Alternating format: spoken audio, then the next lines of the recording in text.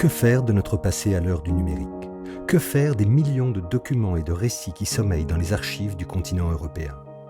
Cette question est au cœur du projet Time Machine, lancé en 2012 par le Digital Humanities Lab de l'EPFL, suivi aujourd'hui par plus de 400 partenaires institutionnels répartis dans 30 pays.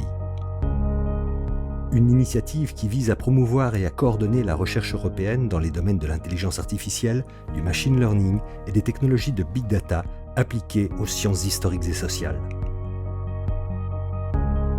L'enjeu ? Explorer notre histoire commune en 4 dimensions et offrir une immersion inédite dans notre passé.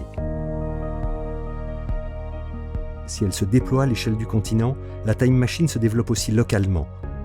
Aujourd'hui, on voit des villes d'une taille plus réduite, mais qui sont au cœur des échanges internationaux, qui ont une histoire profonde sur des milliers d'années, qui deviennent aussi les moteurs de cet écosystème.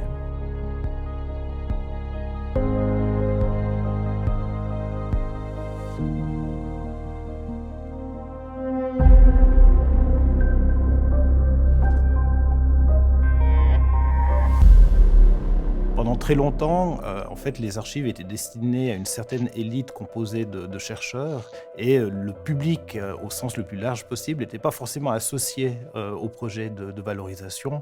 Et c'est vrai que j'ai tout de suite été intéressé par l'utilisation des nouvelles technologies dans le cadre de l'appropriation du patrimoine. Jusqu'à maintenant, le travail d'historien, c'est aller physiquement aux archives, ouvrir ces registres, ouvrir ses sources et les lire, ce qui est un travail long, fastidieux, compliqué. Et on se rend compte que dans le futur, c'est peut-être quelque chose qui ne fera plus partie de notre métier. L'idée vraiment du projet Sion Time Machine est de pouvoir utiliser les technologies numériques à la fois pour indexer ce patrimoine documentaire et puis également permettre l'appropriation à travers des outils de visualisation. On pourrait imaginer se balader dans les rues de Sion, croiser un goitreux valaisan au détour d'une rue, ceux qui sont décrits par les voyageurs de l'époque. On pourrait entrer dans la maison d'un patricien, puisque grâce à des sources comme les inventaires de biens ou les inventaires après décès, on a des descriptions de l'intérieur de certaines maisons. À l'instar d'autres cités du vieux continent, Sion est une candidate idéale pour le développement d'un outil numérique d'exploration temporelle. La particularité du Valais, c'est qu'il se situe au cœur des Alpes et il a toujours été un carrefour entre le sud et le nord de l'Europe. Ce que l'on retrouve avec Sion, c'est la conviction que l'Europe s'est toujours construite au travers de migrations qui ne sont pas nouvelles et qui sont en fait des chemins que les hommes ont parcourus au fil des siècles avec des nouveaux moyens, mais qui ont contribué toujours à construire le territoire, non pas comme un ensemble de frontières, mais véritablement comme un réseau. Pour alimenter une machine à remonter le temps, il faut disposer de sources documentaires fiables et denses. Or, la particularité de Sion, c'est que son histoire et ses vestiges remontent très loin dans le temps. On a des traces du Mésolithique, donc des derniers chasseurs, et on va retrouver des vestiges ici à Sion de toutes les périodes, depuis 5500 avant Jésus-Christ jusqu'au XXe siècle. Systèmes géoréférencés, photographie numérique, modèles 3D des sites, autant d'outils technologiques que l'archéologie utilise désormais et qui peuvent nous aider à mieux appréhender le destin de nos ancêtres et leur mode de vie. C'est vrai qu'en archéologie, on a peu de certitudes, beaucoup d'hypothèses, donc peut-être qu'il va falloir trouver une façon de rendre l'image pour pas qu'elle ne paraisse trop vraie. On garde un petit peu une distance avec la réalité, c'est pas la vérité, c'est simplement une interprétation de ce qui a pu exister. Hormis les vestiges archéologiques, la ville de Sion recèle des fonds d'archives très denses qui, s'ils étaient pleinement exploités, nous permettraient de poser un nouveau regard sur l'histoire de la ville et de la région. On a notamment des minutiers de notaires complets de la fin du XIIIe siècle jusqu'au XVIIIe siècle, témoins de la vie des gens d'alors. On a par exemple des contrats de mariage, des testaments, des inventaires après décès, mais surtout des actes de vente et d'achat qui nous donnent des informations sur les différents bâtiments, sur les propriétaires successifs.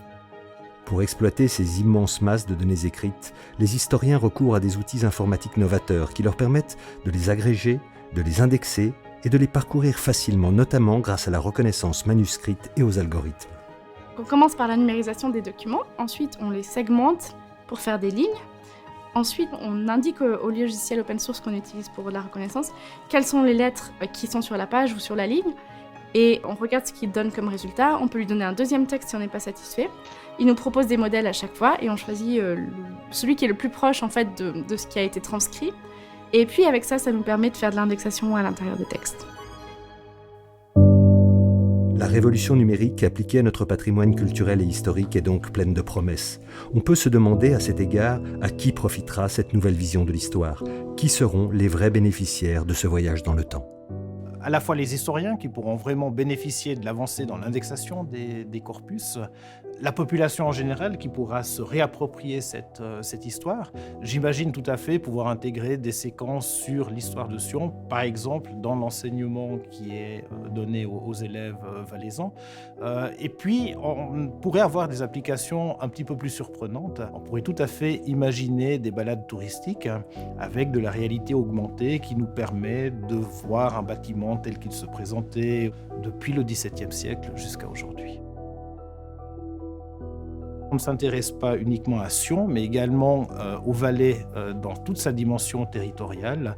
Et on pourrait tout à fait imaginer une time machine pour la ville de Brigue au XVIIe siècle, puisque à ce moment-là, nous avons un personnage qui a une envergure internationale, qui est Gaspard Stockalper, et qui était considéré comme le roi du Simplon.